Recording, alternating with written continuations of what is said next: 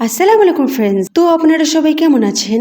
আশা করি আপনারা ভালোই আছেন আর দোয়া করি আপনারা ভালো থাকুন। ফ্রেন্ডস, আজ নিয়ে এসেছি আমি বিটরুটের একটা দারুণ রেসিপি, যেটা দেখলে পরে ছোট থেকে বড় সবাই ঝাঁপিয়ে পড়বে। খেতে এতটাই সুস্বাদু আর এতটাই হেলদি। বিট আমাদের শরীরের অনেক রকম সমস্যার সমাধান করে। আমাদের প্রতিনিয়ত ডায়েটে বিট রাখা অবশ্যই দরকার। কিছু জেনে নিই, আসুন আজকে বিট আমাদের কী কী রোগের সমাধান করে থাকে। তার সাথে বিটের মধ্যে যে পুষ্টি গুণ রয়েছে সেটাও আমরা জানবো। বিটের মধ্যে যে উপাদানগুলো রয়েছে তার মধ্যে calorie 44 gram, carbohydrate 8 gram, fibre 3 gram, fat 0.2 gram, protein রয়েছে 1.7 গ্রাম, আর potassium, vitamin C, vitamin B6, magnesium, manganese, iron প্রচুর পরিমাণে রয়েছে, যেগুলো আমাদের শরীরের সমস্যার সমাধান করে। তো চলুন জেনে নিই বিটরুট খেলে আমাদের কী কী রোগের সমাধান হতে পারে।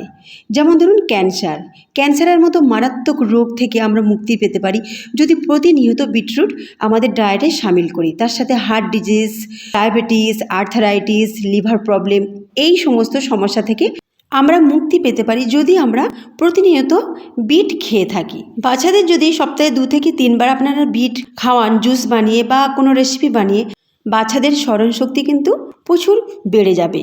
এখন বেশিরভাগ দেখা যায় মেমোরি লস, বাচ্চারা পড়া করে অথচ ভুলে যায়, মনে রাখতে পারে না। এটা এক ধরনের রোগ। সেই রোগ থেকে মুক্তি পেতে গেলে বিট প্রতিনিয়ত খেতে হবে। এটা আপনারা অবশ্যই মনে রাখবেন। বিটের মধ্যে প্রচুর পরিমাণ পুষ্টিগুণ রয়েছে, যেটা বাচ্চাদের হেলথের জন্য খুবই উপকারী।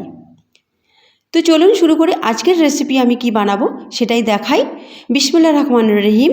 এখানে আমি 3টে মাঝারি সাইজের বিট নিয়েছি, তাজা তাজা, যেটাকে খোসা ছাড়িয়ে ভালো করে ধুয়ে নিয়েছি। তারপর গ্রেটারের মাধ্যমে আমি গ্রেট করে নিয়েছি। গ্রেট করার পর চেপে চেপে বিটের মধ্যে থেকে জুসটাকে বার করে একটা বোলে ট্রান্সফার করে নিয়েছি। অবশ্যই জুসটা আমি ফেলে দেব না, জুসটা কিন্তু খুবই কাজে লাগবে। তো কি করব সেটাই দেখুন। ভিডিওটি প্রথম থেকে শেষ পর্যন্ত দেখবেন, স্কিপ করবেন না, তাহলে অনেক কিছু মিস করবেন। দেখুন বিটটা কত ঝরঝরে হয়ে গেছে। এদিকে আমি একটা বড় প্লেট নিয়েছি। এখানে আমি গমের আটা নেব 1.25 কাপ। এই যে কাপটা দেখছেন এটা মেজারেবল কাপ। আপনাদের কাছে যদি মেজারেবল কাপ না থাকে, আপনারা যে কোনো একটা বাটি মাপ করে নেবেন, সেই মাপ অনুযায়ী করবেন। যেমন আটাটা আমি ধরুন মাপ হচ্ছে 400 গ্রাম প্রায়। এতে আমি লবণ দিলাম 1/2 চামচ, আর দিলাম জোয়ান 1/2 চামচ, যেটাকে হাতের সাহায্যে ক্রাশ করে দিয়েছি। তাতে কি হবে, এর ফ্লেভারটা দারুণ আসবে, আর জোয়ান আমাদের হজম শক্তিকে বাড়ায়, অবশ্যই জোয়ানটা দেবেন। আর দিলাম ধনে পাতা দিলে এর ফ্লেভারটা দারুণ আসে, খেতেও কিন্তু খুবই ভালো লাগে। তার সাথে 1 চামচ সাদা তেল দিলাম। ভালো করে মিশিয়ে নেব সবগুলো উপকরণকে আটার সাথে। দেখুন খুব ভালোভাবে মিশেই গেছে। এইভাবে হাতের সাহায্যে মিশিয়ে নেবেন। এবার আমি জুসটাকে আটার মধ্যে ঢেলে দেব। একটু একটু করে ঢেলে আটাটাকে মেখে নেব। একবারে সব ঢালবো না, তাহলে বোঝা যাবে না তো কতটা কি লাগবে। তো এইভাবে আমি ঢেলে নেব। ঢেলে নিয়ে পুরো আটাটাকে মেখে নেব। তো আমার এখানে একটু পানিও লেগেছে। তো প্রায় 1.25 কাপ, ধরুন যে কাপটা দেখছেন ওই কাপের 1.25 কাপ টোটাল জুস আর পানি নিয়ে আমার লেগেছে। এবার আটাটাকে মোলায়েম সফট করে আমি মেখে নেব। আটা মাখা একেবারে রেডি, একেবারে মোলায়েম সফট আমি রেডি করে ফেলেছি। আর অবশ্যই আপনারা গমের আটা নেবেন। গমের আটা আমাদের হেলথের জন্য খুবই ভালো। ময়দা কিন্তু খাওয়া একদমই ভালো নয়, তবু আমরা স্বাদের জন্য খেয়ে থাকি, তো হেলথের কথা অবশ্য ভাবতে হবে আমাদের। তো এবার আমি 1 চামচ তেল দিয়ে ভালো করে মথে নিয়ে ঢাকনা চাপা দিয়ে রেখে দিলাম রেস্টের জন্য। এদিকে আমি 1 চামচের থেকে একটু সামান্য বেশি, ধরুন 1 টেবিল চামচ সাদা তেল নিলাম, 1/2 চামচ গোটা জিরে, কাঁচা লঙ্কা 2টো কুচি, 1/2 চামচ রসুন কুচি, 1/2 চামচ আদা কুচি দিয়ে 1 মিনিটের মতো নাড়াচাড়া করব। মাঝারি আঁচে এটাকে 1 মিনিটের মতো নাড়াচাড়া করার পর আমি দেবো হিং। হিং দিলে এই রেসিপির স্বাদটা কিন্তু অনেকখানি বেড়ে যাবে। আর তাছাড়া হিংও আমাদের ডাইজেশন প্রবলেমকে দূর করে। এবার আমি পেঁয়াজ কুচি করে রেখেছিলাম, একটা মাঝারি সাইজের একদম ছোট্ট ছোটো করে কুচি করে রেখেছিলাম, সেটাকে দিয়ে দিলাম। দিয়ে 1 মিনিট নাড়াচাড়া করব। পেঁয়াজটাকে আমি লালও করব না আর খুব বেশি নরমও করব না, ক্রাঞ্চি রাখবো।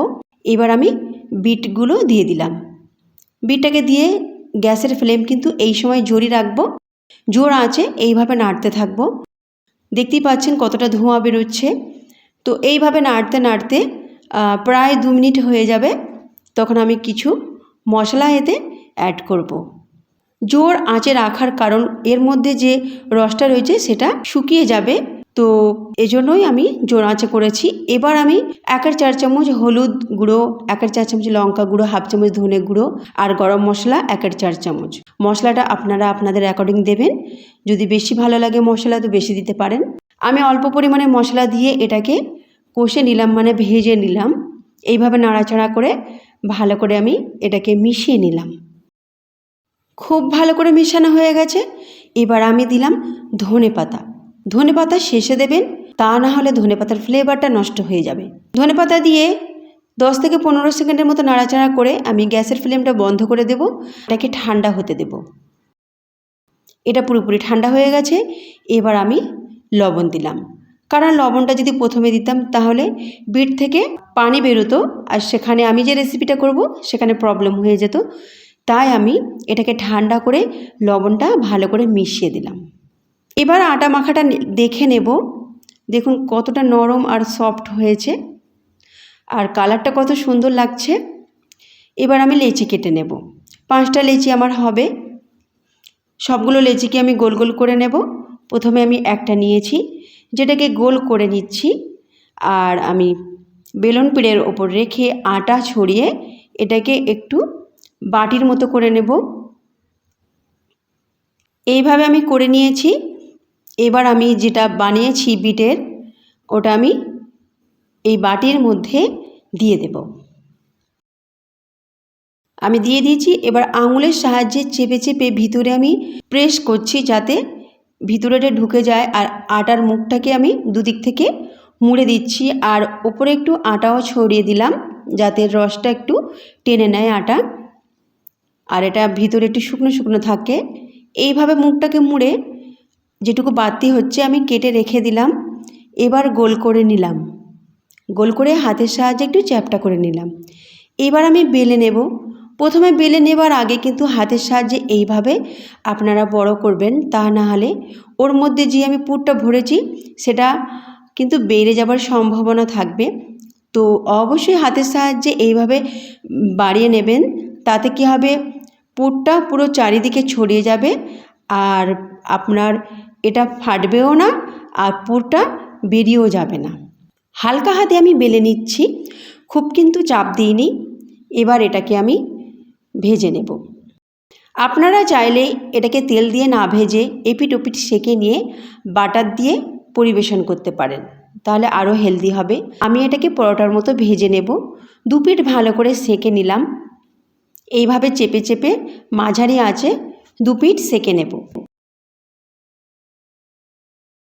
তারপর 1 টেবিল চামচের মতো তেল দিয়ে এটাকে আমি এপিট ওপিট করে লাল লাল করে ভেজে নেব। এখন অবশ্যই আপনারা বুঝতে পারছেন আমি কি রেসিপি বানাচ্ছি। হ্যাঁ ফ্রেন্ডস, আমি বিটের পরোটা বানাচ্ছি, পুরভরা পরোটা। এটা খুবই হেলদি পরোটা। এটাকে আরও হেলদি যদি বানাতে চান অবশ্যই এটাকে রুটির মতো সেঁকে নেবেন আর ওপরে একটু বাটার লাগিয়ে দেবেন। এবার এপিট ওপিট করে আমি ভেজে নিচ্ছি লাল লাল করে, যেন কাঁচা না থাকে। এই পরোটাটা খেতে কিন্তু খুবই সুস্বাদু আর এটা টক দইয়ের সাথে খেতে আমার মনে হয় খুব ভালো লাগে। আমার তো পার্সোনালি এটা টক দইয়ের সাথে খেতে খুবই ভালো লাগে। শুধু আমার কেন, আমার ফ্যামিলিরও টক দইয়ের সাথে খেয়ে খুবই ভালো লেগেছে। তার সাথে আমি স্যালাডও দিয়েছি। তো খুবই টেস্টি পরোটা হয়েছিল। তো আপনারা একবার হলে এই রেসিপিটা বানাবেন আর এটা আমাদের হেলথের জন্যও খুবই ভালো।